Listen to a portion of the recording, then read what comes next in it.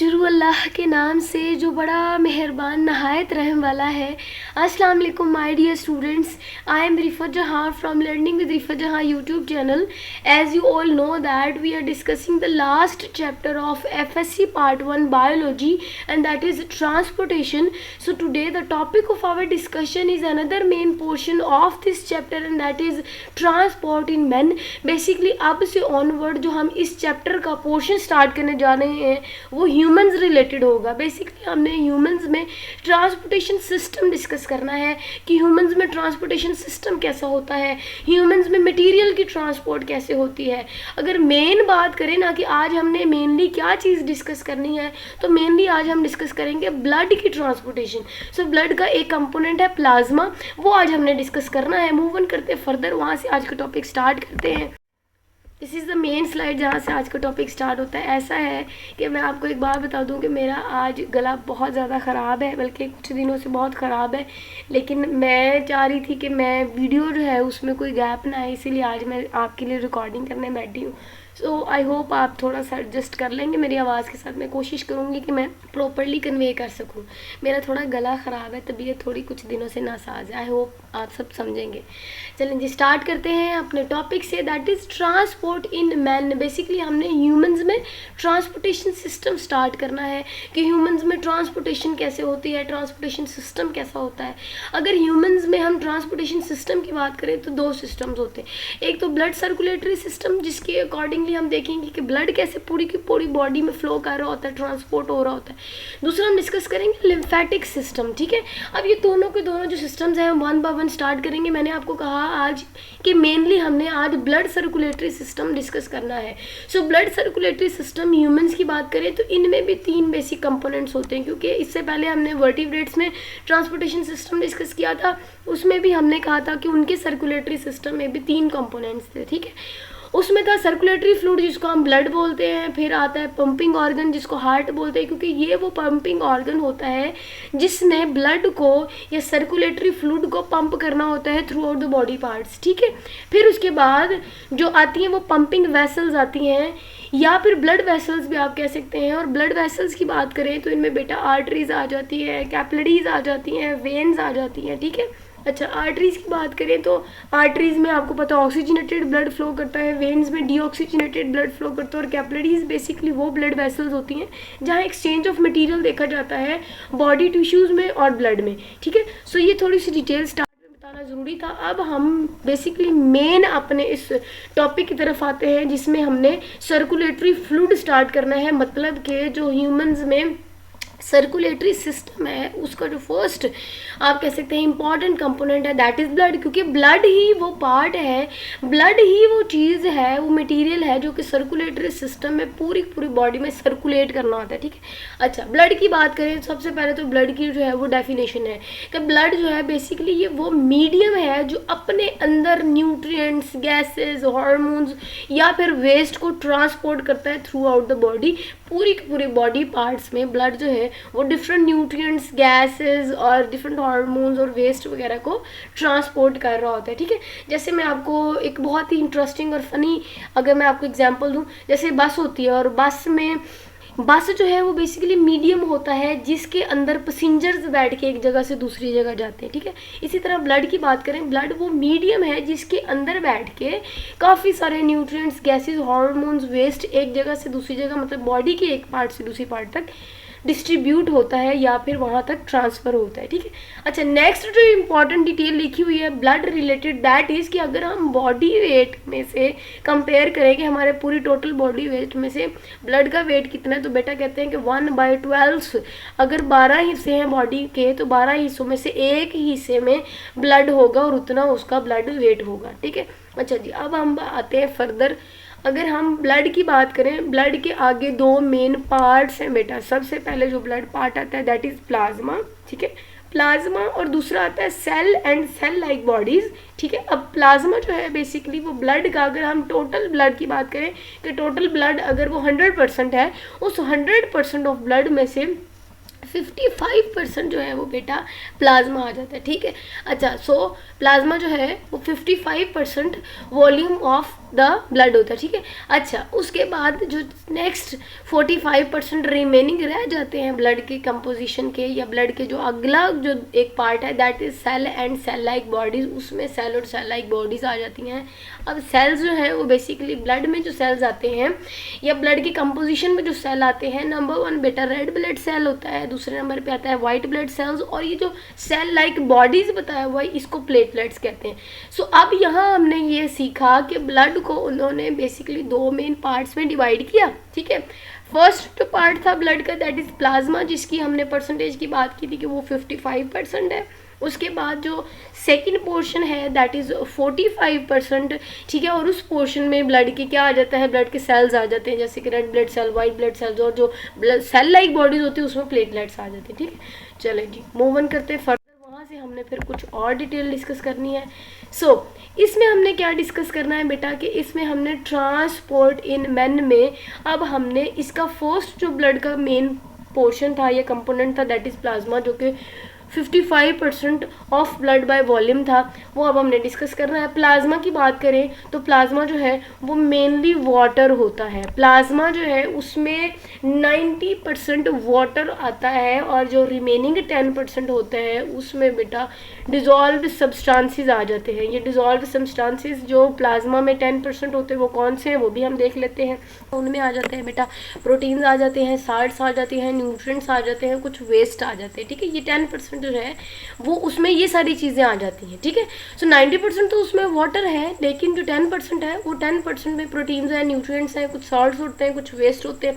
उसकी amount further फिर हम 1 बाय 1 डिटेल से डिस्कस कर लेते हैं जब हम डिटेल से इनकी आगे फर्दर कंपोनेंट्स डिस्कस करेंगे प्लाज्मा की। सो लास्ट पॉइंट इस स्लाइड का लिखा हुआ है कि इसमें जो हमने कहा कि 10% सब्सटेंसेस जो मूव करते हैं, ये प्लाज्मा में जो 10% सब्सटेंसेस होते हैं उनकी जो कंसंट्रेशन है ना वो कांस्टेंट होना बहुत ज़रूरी है। अगर वो कंसंट्रेशन कांस्टेंट नहीं रहेगी, मतलब कि प्रोटीन, साल्ट्स, न्यूट्रिएंट्स और वेस्ट जो इनमें 10% होने चाहिए, अगर वो ज़्यादा हो जाए या इससे कम हो जाए तो बॉडी में काफ़ी सारी डिस्टर्बेंस देखने को मिल सकती है, ठीक है। चेंजेस आ सकते हैं। जाहिर है एक नॉर्मल अमाउंट से जब चीज़ें आगे होती हैं, कम होती हैं, ज़्यादा होती हैं, तो फिर जाहिर है डिस्टर्बेंस तो फेस करना पड़ता है।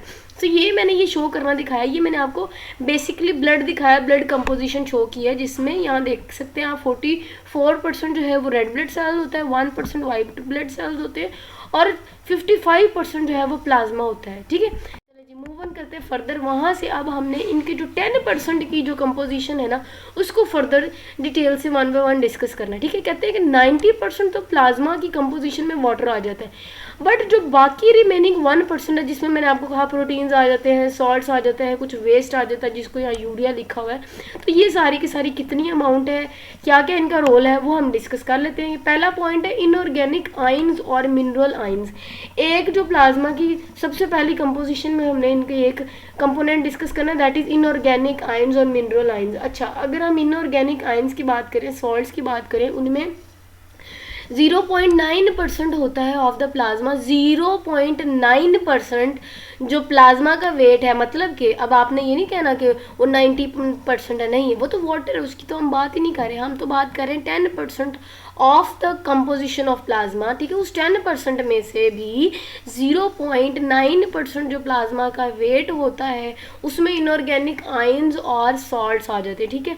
अच्छा जी, ये 2/3 बनता है बेसिकली प्लाज्मा की टोटल जो 10% है, 10% का टोटल का जो 2/3 पार्ट होता है वो जो है बेसिकली 0.9% बनता है, और उनमें इनऑर्गेनिक आयंस आ जाते हैं, ठीक है। सो 2/3 ऑफ द जो अमाउंट होता है वो सोडियम होता है। ये जो सोडियम है ये बेसिकली ऑर्डिनरी टेबल सॉल्ट होता है जिसको NaCl भी बोलते हैं, ठीक है। तो ये अमाउंट इसकी देखी जाती है। उसके बाद कह रहे हैं कि इनकी जो टोटल कंसंट्रेशन है डिजॉल्व्ड सब्सटेंसेस में उसको सेम रहना चाहिए, ठीक है, रिमेन कांस्टेंट रहना चाहिए। लेकिन अगर उनमें डिस्टर्बेंस आई तो फिर क्या कर सकते हैं, सीरियस डिस्टर्बेंस फेस की जा सकती है। मैंने आपको कहा कि एक बैलेंस्ड वे में हर चीज़ हो रही होती है, केमिकल रिएक्शन जो है वो बैलेंस्ड वे में हो रहा होता है। अगर काम ज़्यादा हो जाए तो चीज़ें ख़राब हो सकती हैं। जैसे लेट सपोज कि हमने सालन बनाना है, तो उसमें अगर आप नमक जो नॉर्मली यूज़ होता है उससे बहुत ज़्यादा डाल दोगे तो ख़राबी हो जाएगी। तो ये वजह है कि अगर इनकी अमाउंट में डिस्टर्बेंस देखे जाता है तो हमें सीरियस डिस्टर्बेंस फेस करने को मिलती है ये बॉडी को, ठीक है। नेक्स्ट कह रहे हैं कि अगर हम नॉर्मल पीएच की बात करें कि ह्यूमन ब्लड की जो नॉर्मल पीएच होती है वो बेटा 7.4 होती है। अगेन ये एक एमसीक्यूज पॉइंट ऑफ व्यू से बहुत इंपॉर्टेंट स्टेटमेंट है, ठीक है। अच्छा, कह रहे हैं कि ये जो नॉर्मल पीएच है जो कि ब्लड की 7.4 बताई गई है, ये भी मेंटेन होना ज़रूरी है। अगर तो चेंज इन पीएच होती है, अगर तो पीएच में भी चेंज होता है तो क्या हो सकता है, तो हमारे बहुत सारे जो बॉडी के केमिकल रिएक्शंस हैं उनमें चेंजेस आ सकते हैं, वो इफ़ेक्ट हो सकते हैं। यही मैंने बात यहाँ भी कही थी कि अगर किसी भी चीज़ में डिस्टर्बेंस देखने को मिली या किसी की अमाउंट में कम ज़्यादा, जैसे यहाँ 10% थी, हमने कहा कंपोजिशन का 10% जो है वो डिजॉल्व सब्सटेंसेस है, 90% प्लाज्मा में वाटर, लेकिन अगर इनकी परसेंटेज डिस्टर्ब होगी, 90% जो है वो डिजॉल्व सब्सटेंसेस हो गए, 10% वाटर हो गया, तो फिर ख़राबी होगी, ठीक है। सो अगर पीएच में भी अमाउंट कम ज़्यादा होगी तब भी ख़राबी मिलती है। खराबी यही है कि केमिकल रिएक्शन जो है बॉडी के वो डिस्टर्ब हो जाते हैं। प्लाज्मा के 10%, बार बार रिपीट कर रही हूँ, 10% वाले जो कंपोजिशन है डिजॉल्व सब्सटेंसेस जो प्लाज्मा होता है उसकी जो सेकंड कंपोनेंट है दैट इज प्लाज्मा प्रोटीन, जो कि ये आपको मैंने दिखाया है, ठीक है। ये अब हमने प्रोटीन्स को डिस्कस करना है जो कि प्लाज्मा में होता है। अब इनमें बात करें प्रोटीन्स की तो वो 7 से 9% by weight of the plasma होता है। यहाँ भी लिखा हुआ है कि 7 से 9% जो है वो प्रोटीन्स होती हैं जो कि प्लाज्मा में मौजूद होती हैं। अब ये वो प्रोटीन्स है बेटा जो कि लिवर सिंथेसाइज करवा रहे हैं, मतलब कि लिवर जो है वो इन प्रोटीन्स की सिंथेसिस करवा रहा है, ठीक है। अच्छा, अब कुछ हमने प्रोटीन्स के नाम भी लेना और उनका हम फंक्शन भी देखेंगे। कहते हैं ग्लोबुलिन जो है, ये ग्लोबुलिन्स जो हैं बेसिकली इनको हम अमाइनो ग्लोबुलिन्स भी बोल सकते हैं या एंटीबॉडीज़ भी बोल सकते हैं। एंटीबॉडीज़ का क्या काम होता है, ये एंटीबॉडीज़ हमेशा एंटीजन के रिस्पांस में प्रोड्यूस होती हैं और एंटीबॉडीज़ का काम ही ये है कि इन्होंने डिफेंस करना होता है, बॉडी को प्रोटेक्ट करना होता है, ठीक है। अच्छा, कह रहे हैं कि जो एंटीबॉडीज़ हैं ये प्रोड्यूस होती है एंटीजेंस के रिस्पांस में, और इनको प्रोड्यूस कौन करवा रहा है, इनको प्रोड्यूस कर रहा है लिम्फोसाइट सेल्स, ठीक है। जो लिम्फोसाइट सेल्स हैं जो कि वाइट ब्लड सेल की एक टाइप है, ये जो है इनकी सिंथेसिस करवा रहा है और सिंथेसिस करवाने के बाद ये उनको भेज देते हैं प्लाज्मा में। मतलब अगर आपने कहा कि प्लाज्मा में 7 से 9% जो है वो प्रोटीन्स मौजूद होती हैं जिसको प्लाज्मा प्रोटीन्स बोलते हैं, और उसमें हमने कहा कि ग्लोबुलिन आ जाती है जिसको हम अमाइनो ग्लोबुलिन बोलते हैं, या एंटीबॉडीज़ होती हैं कुछ, वो आती कहाँ से, तो वो प्लाज्मा में आती बेसिकली हमने कहा कि वो लिवर से आती हैं क्योंकि लिवर उसको सिंथेसाइज करवा रहा है। अब हेल्प कौन कर रहा है लिवर की, वो हेल्प कर रहा है लिम्फोसाइट्स। लिम्फोसाइट्स क्या है, ये बेसिकली वाइट ब्लड सेल की एक टाइप है। ये सिंथेसाइज करवाने के बाद उनको भेज देता है प्लाज्मा में और लिम्फ में। समझ आ गई? अच्छा जी, नेक्स्ट पॉइंट में जो हमने एक और प्रोटीन डिस्कस करनी है दैट इज प्रोथ्रोम्बिन। अब जो प्रोथ्रोम्बिन है ना बेटा, ये भी एक प्रोटीन है और ये करती है कि ये एक्ट करती है as a catalyst in blood clotting. सबसे पहले समझे ब्लड क्लोटिंग क्या होता है। ब्लड क्लोटिंग होता है कि जब ब्लड के ऊपर क्लॉट बन जाना और ब्लड फ्लो को रुक जाना। इसका मतलब कि अगर आपको चोट लगती है तो आपने देखा होगा कि थोड़ा सा ब्लड निकलता है उसके बाद ब्लड निकलना बंद हो जाता है, या फिर अगर आप उसके ऊपर कोई हाथ रखोगे, कपड़ा रखोगे, किसी चीज़ से उसको रोकोगे तो वो रुक जाएगा। ये इसीलिए रुकता है क्योंकि ब्लड क्लॉटिंग का अमल शुरू हो जाता है कुछ देर बाद, ठीक है। जैसे ही ब्लड निकलता है, चोट के बाद जख्म लगता है, ब्लड निकलता है, उसके कुछ देर बाद ही जो बॉडी का डिफेंस सिस्टम है, ठीक है, वो एक्टिव हो जाता है और वो ब्लड को क्लॉटिंग करना शुरू कर देता है। ब्लड क्लॉट बनता है जब जख्म पे, तो वो फिर ब्लड बाहर नहीं आता, वरना तो छोटी सी चोट लगी, एक सुराख भी हो बॉडी पे, स्किन पे, तो वो सारे के सारा ब्लड जो है वो बाहर रेसा है। सो ये जो प्रोथ्रोम्बिन है, ये जो प्रोटीन है, ये कैटलिस्ट के तौर पे एक्ट करती है। कैटलिस्ट का मतलब होता है ये सील करती है वाउंड को, ठीक है। अच्छा, उसके बाद एक और प्रोटीन हमने डिस्कस करनी है दैट इज फिब्रिनोजिन। ये जो फिब्रिनोजिन है ये टेक पार्ट करती है इन ब्लड क्लॉटिंग प्रोसेस, मतलब कि ये कैटलिस्ट के तौर पे एक्ट करती है ब्लड क्लॉटिंग में, तो प्रोथ्रोम्बिन, और ये जो फिब्रिनोजिन है ये करती है ब्लड क्लॉटिंग में पार्ट लेती है, ठीक है। ये स्टार्ट करती है, ये पार्ट लेती है। अच्छा, बाद हमने जो नेक्स्ट प्रोटीन डिस्कस करनी है, क्योंकि हमने प्लाज्मा प्रोटीन ही डिस्कस करनी है, अब 7 से 9% प्रोटीन्स की भी आगे टाइप्स है ना।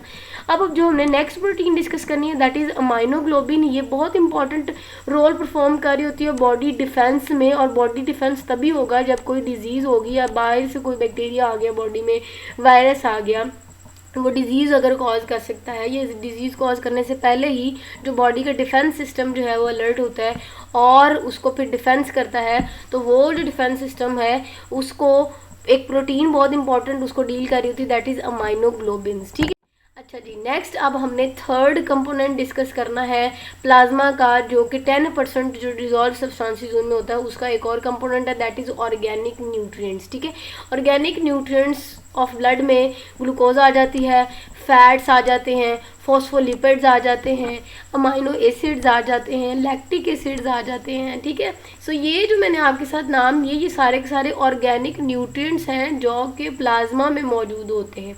उसके बाद कहते हैं कि ये जो है ये बेसिकली एब्जॉर्ब होते हैं इंटेस्टाइन में, और इंटेस्टाइन में भी जो स्पेसिफिक अगर हम उसका पार्ट का जिक्र करें तो वो स्मॉल इंटेस्टाइन है। सो स्मॉल इंटेस्टाइन में ये सारे के सारे जो ऑर्गेनिक न्यूट्रिएंट्स हैं इसकी क्या होती है, एब्जॉर्प्शन होती है। एब्जॉर्प्शन होने के बाद इनको ब्लड में भेज दिया जाता है। ठीक है, अच्छा उसके बाद आता है लैक्टिक एसिड।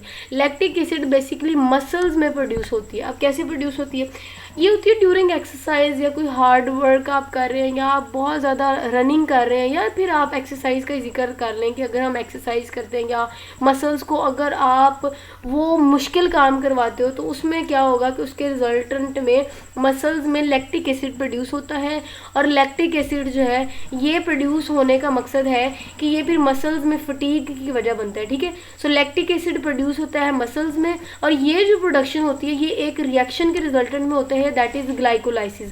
सो ग्लाइकोलाइसिस के रिजल्टेंट में मसल्स में लैक्टिक एसिड बनता है, और लैक्टिक एसिड बनने के बाद इसको ब्लड में ट्रांसपोर्ट कर दिया जाता है, और ये जो लैक्टिक एसिड है ये ब्लड टू लिवर हम ट्रांसफर कर देते हैं। ठीक है, सो ये हमने एक पार्ट डिस्कस किया कि लैक्टिक एसिड मसल्स में प्रोड्यूस हुआ by the process of glycolysis, और उसको फिर हम ट्रांसपोर्ट कर देते हैं बाय ब्लड टू लिवर, फिर ब्लड के जरिए हम उसको लिवर में भेज देते हैं। सो प्रोडक्शन मसल्स में हुई और फिर ब्लड से होता हुआ लिवर तक आ गया। ठीक है, अच्छा जी, नेक्स्ट हमने अब डिस्कस करना है कोलेस्ट्रॉल के बारे में। कोलेस्ट्रॉल भी एक कंपोनेंट माना जाता है प्लाज्मा का। कोलेस्ट्रॉल की बात करें ये भी बहुत इंपॉर्टेंट है, और इसकी अगर हम बात करें कि इसका फंक्शन क्या है तो basically precursor of steroid hormone के तौर पे एक्ट करता है। प्रिकर्सर कहते हैं रॉ मटेरियल। रॉ मटेरियल वो चीज़ होती है जिससे कोई चीज़ मिलके बनी होती है। जैसे अगर हम दीवार की बात करें तो ईंटें जो है वो रॉ मटेरियल है, उनके मिलने से दीवार बनती है।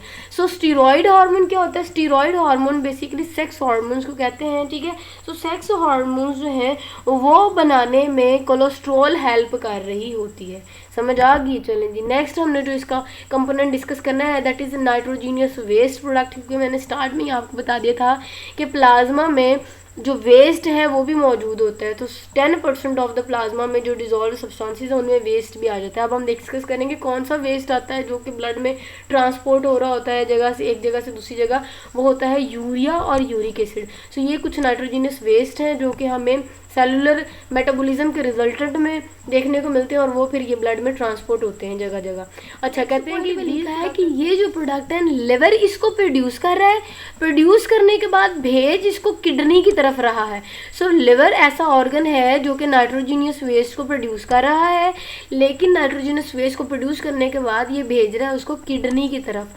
सो किडनी जो है वो उसको रिमूव कर देती है। ठीक है, सो नाइट्रोजीनियस वेस्ट प्रोड्यूस हुए लिवर में। नाइट्रोजनस वेस्ट कौन से हैं, यूरिया और यूरिक एसिड, और उसके बाद उसको भेज दिया किडनी में, और किडनी जो है वो इन नाइट्रोजनस वेस्ट को भेज देती है आउटसाइड द बॉडी। नेक्स्ट हमने डिस्कस करना है एक और component of plasma that is hormones. Hormones की बात करें तो ये ब्लड इसको कैरी करता है एक जगह से दूसरी जगह, और ये प्लाज्मा में आप कह सकते हैं मौजूद होता है। प्लाज्मा में मौजूद होने के बाद एक जगह से दूसरी जगह जाता है, और एक जगह से दूसरी जगह का मतलब है कि स्पेसिफिक रिस्पॉन्स में जहाँ चाहिए होता है ये टारगेट सेल तक जाते हैं, और टारगेट सेल तक ले जाने में इनको मदद करती है ब्लड, क्योंकि ब्लड में प्लाज्मा में ये मौजूद होते हैं हार्मोन्स, और जैसे ही स्पेसिफिक रिएक्शन या रिस्पॉन्स में इनकी ज़रूरत पड़ती है सो वहाँ तक ये टारगेट सेल तक पहुँचाए जाते हैं। लास्ट पॉइंट है आज हमारी लेक्चर वीडियो का, और आज हमारे लेक्चर का दैट इज़ रेस्पिरेटरी गैसेस। आपको पता है कि अगर हम ब्लड की बात करें तो ब्लड में रेस्पिरेटरी गैसेस भी मूव कर रही होती हैं। सो रेस्पिरेटरी गैसेस में अगर हम प्लाज्मा का जिक्र करें तो प्लाज्मा जो है वो रेस्पिरेटरी गैसेस में अपना रोल परफॉर्म कर रहा होता है, क्योंकि जो प्लाज्मा है जो कि ब्लड में मौजूद होता है ये रेस्पिरेटरी गैसेस को भी ट्रांसपोर्ट करता है एक जगह से दूसरी जगह, जिनमें आ जाती हैं कार्बन डाइऑक्साइड गैस और ऑक्सीजन गैस, जिसको रेस्पिरेटरी गैस माना जाता है। समझ आ गई है। आई होप आपको बहुत अच्छे से समझ आई होगी। मज़ीद भी नहीं समझ आई तो आपने पूछ लेना है कमेंट सेक्शन में। और लास्ट पे यही कहूँगी कि चैनल को लाजमी सब्सक्राइब कीजिएगा और बेल आइकन लाजमी प्रेस कीजिएगा। और अगर आपको इससे रिलेटेड मुझे फीडबैक देना है तो वो भी कमेंट सेक्शन में आपने लाजमी टाइप कर देना है। नेक्स्ट टॉपिक तक मुझे दीजिए इजाज़त। इंशाल्लाह इसके बाद जो हमने टॉपिक डिस्कस करना है बेटा वो होगा रेड ब्लड सेल रिलेटेड। ठीक है, ये सारी की सारी डिटेल हम आगे आने वाले लेक्चर्स में डिस्कस करेंगे।